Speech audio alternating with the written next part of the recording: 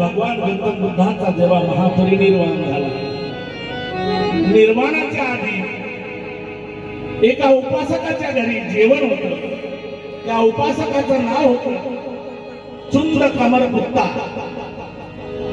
त्यानं जे जेवण वाढलं तथागताला, त्या ताटामध्ये एक फळ होतं. त्या फळाचं नाव होतं सुकर मद्दुआ.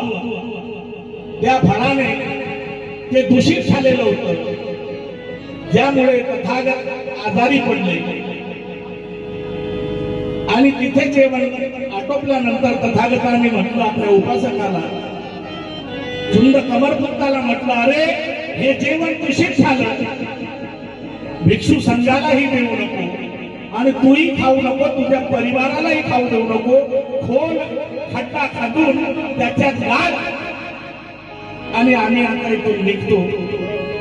तसेच तथागत कुशीनारासाठी निघाले. रस्त्यात तब्येत एकदम जास्तच झाली. त्या तब्येतीमुळे खालावून गेले तथागत. तेव्हा त्यांचा परमशिष्य आनंद त्याला तथागत